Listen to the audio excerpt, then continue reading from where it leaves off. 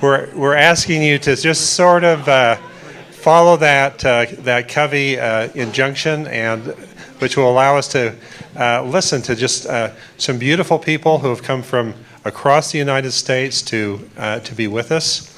And I thought I would mention that as we've been monitoring the live streaming, we've had very appreciative comments come in from Corvallis, Oregon, from Louisiana, Chicago, and several of the comments in their appreciativeness have kind of asked the question, is this going on elsewhere? How can we plug into this? So, thank you for this. Beautiful.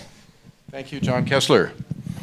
So we wanted to give our three guests a chance to reflect on what they heard. Liz Joyner, Joan Blades, and John Steiner are all, they'll say a word about themselves in a minute. I won't introduce them. They'll say the word about themselves, but they're all going to just reflect on what they heard, because as I was saying as the moderator, I was feeling a lot of energy here and a lot of excitement and a lot of possibility in Utah. And I'd love to hear each of them reflect. I'd like to ask each of you to reflect on what you have heard that makes you excited, because each of you have done work with organizations around the country that cross the divide. You with Village Square, you with Living Room Conversations and other organizations, and John Steiner with Bridge Alliance and other organizations you've been involved in your lifetime of transpartisan work. Could you reflect on what you heard that excited you? What was something that you felt, that's something you're going to tell people outside Utah about? So at the Village Square, we really believe this is a bottom-up affair. So we agree with a lot of the commentary from the last panel. We think that that's a beautiful American sort of refounding story. Isn't that what we're about? Isn't that our through line? Is the people, of the people, by the people, for the people. So we believe it's bottom-up. We believe it's community by community. So both in Florida and in Salt Lake City, with the organization that you have started here, we're all about building relationships across the aisle, very much like what you saw on the panel before. So I'm going to try to,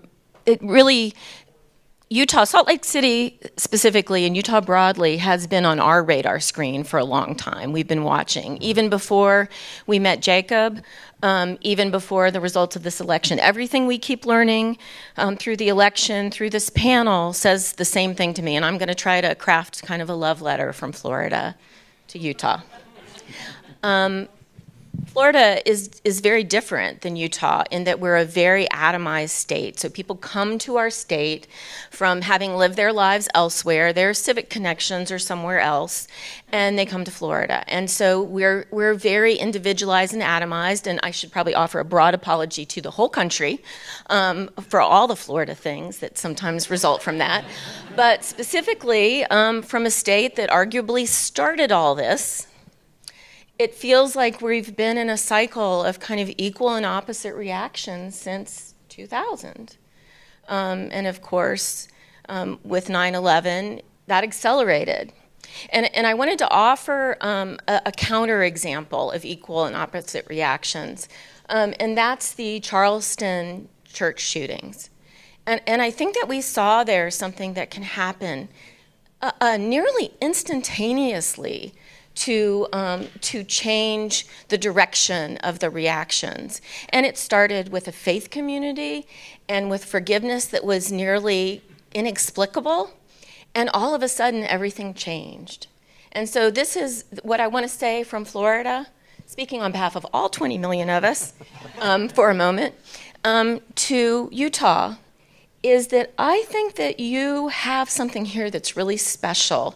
And I think it's the glue that connects you, and it's in no small part due to the LDS Church, as we saw. I think that you get that, and I think that it's those relationships that are going to change this. And so I believe that there's something really special here, that the country is paying attention to you right now. I mean, people from all across the spectrum were talking about what happened here. And I think something special can happen here that you can share with the rest of us, and we need you badly right now, in changing the equal and opposite reactions. Thanks, Liz. Joan?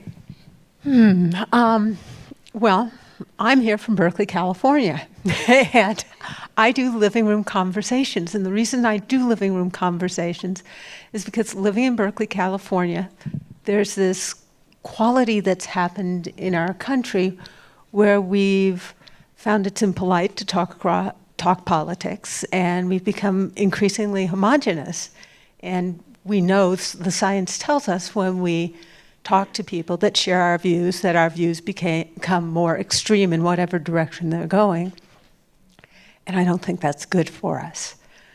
And the beautiful thing is that when we talk to each other, we find out that these people that we're not talking to are beautiful people that we even love and find huge value in. And my life is so much richer because Jacob is my dear friend. And and I understand a great deal more because Jacob speaks to me with great honesty, and we have things we totally disagree on, but we still love each other. And that is the piece that I see being demonstrated here. And I think, honestly, this is a place where faith communities can lead, because loving our neighbor is something that we all get at a gut level, that this is the kind of world we want to live in, the type of community we want to live in. And in California, the Episcopal Diocese of El Camino Real, the bishop and the clergy are using living room conversations, and they're just intimate little conversations, 2 co-hosts with different viewpoints, invite 2 friends each, got some simple ground rules, what you learned in kindergarten, take turns, be respectful, be curious, simple. And then you have a guided conversation that's just about really listening. You had some people sitting here that are talking about listening, and it's the most powerful stuff. It's funny, we have to be reminded sometimes that it's so powerful. But when we care about each other, we hear each other differently, and everything changes. And I'm hoping that with the help of Utah, we can have everything change, because this last election season has just been heartbreaking. And I've seen so many people, and they're not all progressives, that are kind of heartbroken about the way we're treating each other. And nobody wants to do that, and yet we somehow got stuck here. And so the beautiful thing is, when I talk to people and I see people, they don't want to be there either, and I think we can make it happen together. Hi, everyone. John Steiner. I live in Boulder.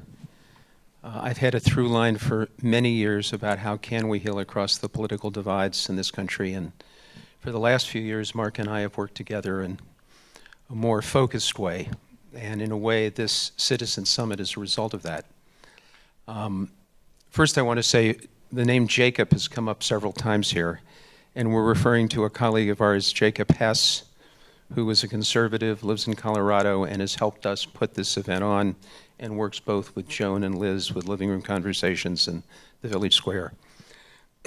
I want to start, Mark, you gave this invitation at a feeling level. I realized toward the end of this last panel that the last panel and the previous panel is really the first time since this election, and I think before the election, because a number of us felt, almost whether we gave it language or not, what might and would happen, that my own broken heart is beginning to feel healed across the political divides because of what I have heard today. And I actually wasn't sure that that's what I expected. I was more of, how can we make a difference in the country? How can this panel help us move forward? How can we come together as Americans? But it does start at the personal level, and it starts at the heart level. And whether we've won or lost, this has been a challenging week, and it will be a challenging year, but I feel more prepared listening to the panelists to be able to go forward with more equanimity and more sobriety and more inspiration.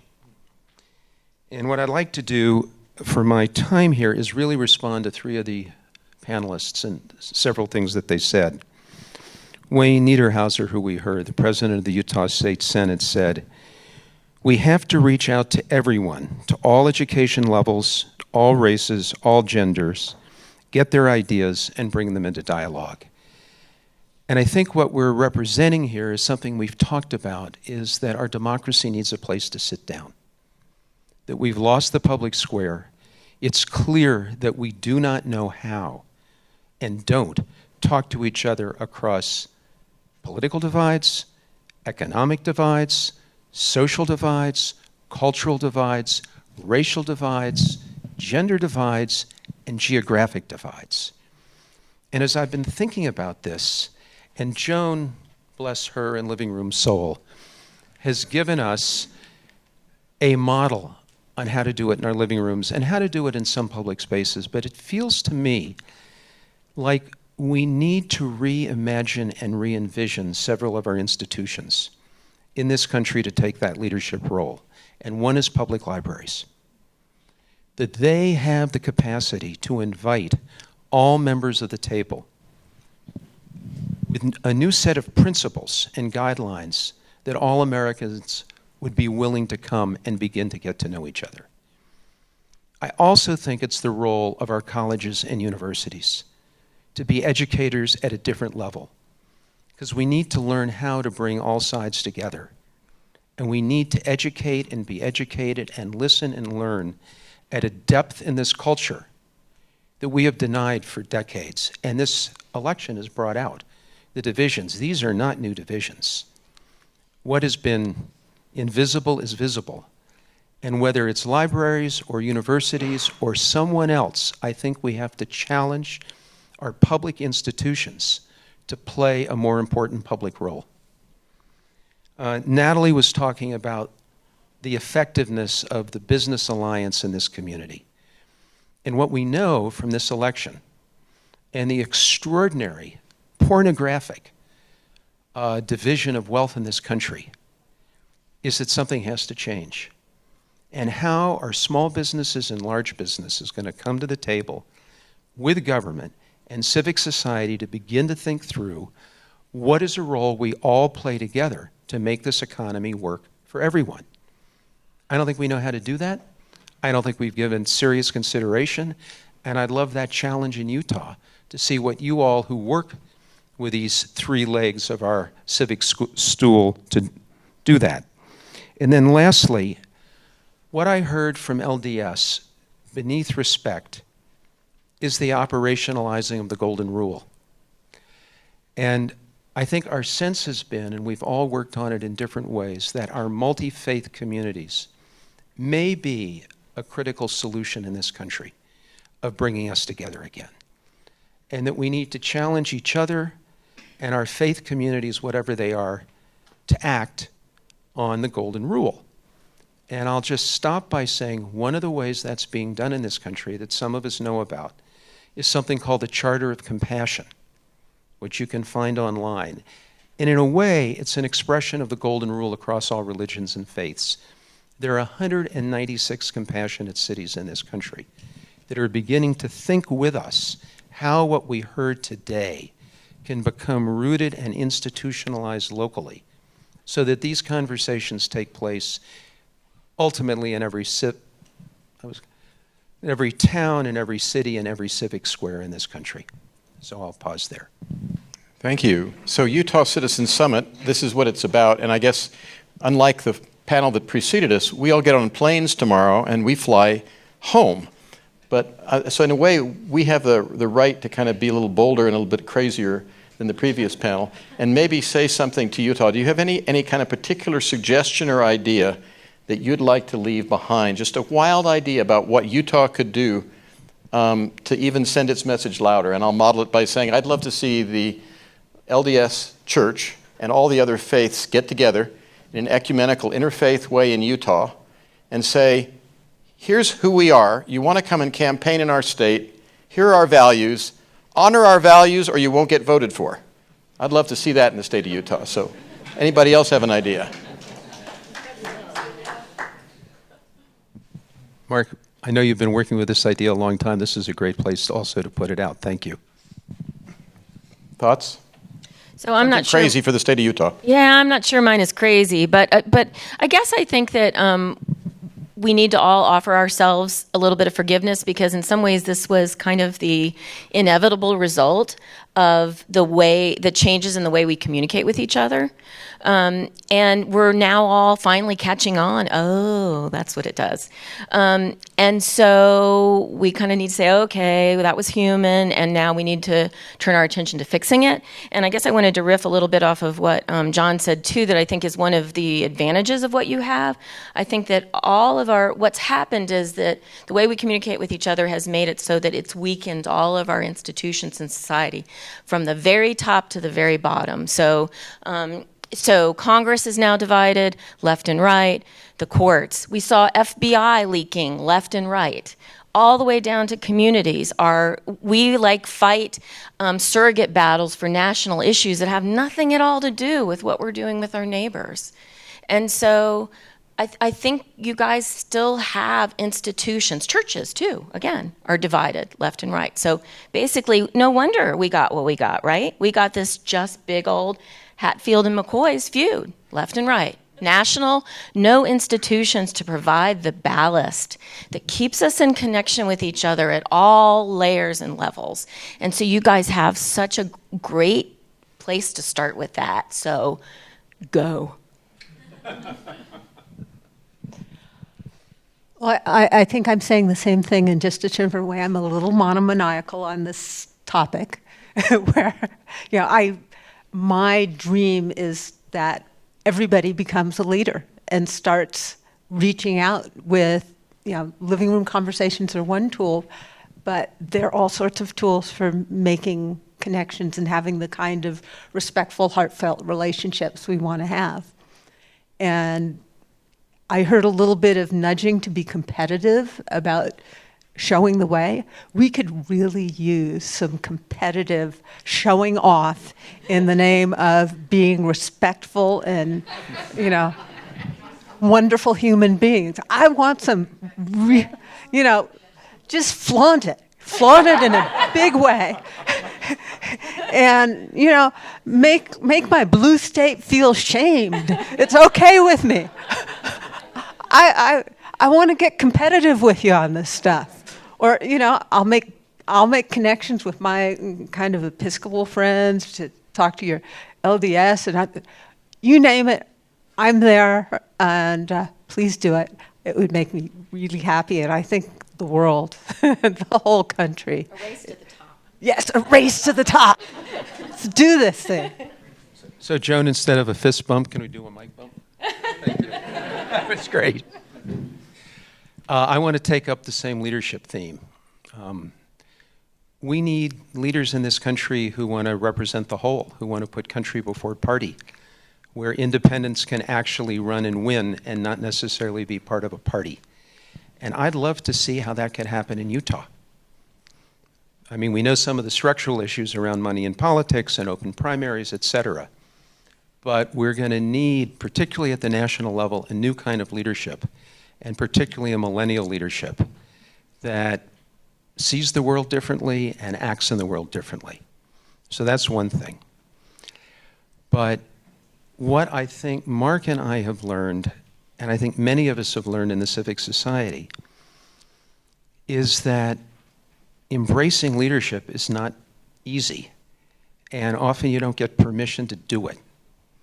And so I want to really challenge Utah to be the leader in this country on what we've talked about today. It's going to take some money. It's going to take different kind of staff and different institutions. It's going to be a willingness to hire a PR person and show the country what you do well. And as part of that, this is my hobby horse, which people hear me talk about all the time. My belief is that unless we have a transpartisan citizen movement with citizens across the divides, not forming a third party, but forming a new constituency, a third force, that we're going to keep going back and forth. And we're going to keep doing and undoing what one party and the other party does unless we have a new constituency with this new leadership that actually has power, can help elect people, and again, I really say, but not a third party, hold our leaders to the fire of collaboration, and pass legislation that serves the common good. Go Utah. Thank you, everybody. And I want to just say thank you to John Kessler and Jacob and Camille and Anna and everybody who's helped make the Utah Citizen Summit a reality. It wouldn't be happening without all of you. So thank you for everybody in the room who's worked on it.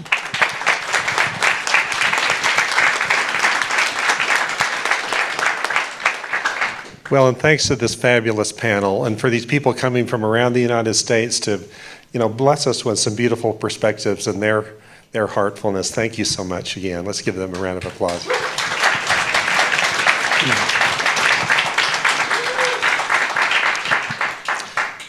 This is just a preview of what you'll experience tonight if you'll come to our evening event for the Utah Citizen Summit. These wonderful folks and Ralph Becker, all who will be receiving National Lifetime Awards, who will then continue to explore what they've experienced today, bring their experience, and say, where can we go from here? What are some of the challenges we could really throw to ourselves and from here throw out to the rest of the nation? And we're so grateful to you in the audience here. We're grateful to those of you who have been live streaming from the four corners of the United States. And an edited version of this is going to be available on YouTube tomorrow on a new YouTube channel, Utah Citizen Summit. So thanks, and we'll convene until we meet again in a couple of hours.